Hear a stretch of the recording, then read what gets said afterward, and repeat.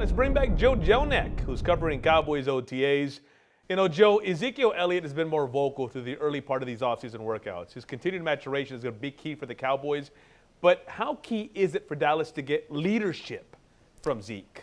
Hector, Zeke taking on a bigger leadership role would be huge. And here's why. This is a very young Dallas Cowboys team that just lost their two captains, Jason Witten and Dez Bryant. So with the exception of maybe Dak Prescott, they're starving for leadership right now. And yes, it is a big jump for Zeke maturity-wise for him to take on a bigger role. But hey, he missed 6 games last season, and he's already told us that he needs to hold himself more accountable. And Hector, I can also tell you that from my athletic collegiate experience, when you are a game day performer and you are a starter on game day, you are expected to rise to a certain level. And Zeke has now backed it up with his play.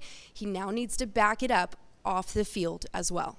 And while Zeke's out there right now, still no Sean Lee, still no DeMarcus Lawrence, still no Terrance Williams.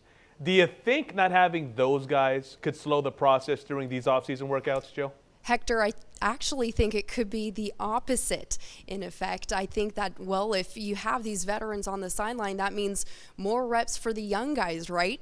And this is already one of arguably the youngest teams in the NFL right now. There's only a handful of guys that are over the age of 30, and most of them, as you mentioned, are sitting out right now of OTA. So I think that means a positive for a young team that needs to grow more these next couple weeks. Plus, it's not like those guys aren't hanging around. Sean Lee was there. He had his helmet on. He's stretching. He's still being a leader. So I don't think it takes anything away in terms of leadership with the veterans. And if anything, I think it's a positive because this is a young team and they need to grow. Yeah, you know the Cowboys definitely want each one of those guys back ASAP. Now, second-round pick and former UT Longhorn Connor Williams is already getting first-team reps at left guard. Is it as simple as looking at that and thinking, it's his job to lose right now, even if he is a rookie? Hector, I hesitate saying simple as that because it's the NFL and nothing is ever simple, but I do believe it is Connor Williams' position to lose.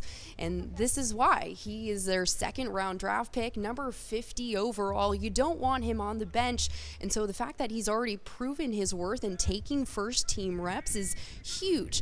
Yes, it is early in the offseason, but still, this is a guy that with a lot of versatility, a lot of strength, and nowadays in that left guard position, you have guys blitzing on either end. So you need that versatility, you need that athleticism and that strength to not only protect Dak Prescott, but also block for Zeke Elliott. And I think Connor Williams is their guy. You're watching Sports Tonight, San Antonio's only nightly 30-minute sportscast with exclusive sports coverage you won't find anywhere else.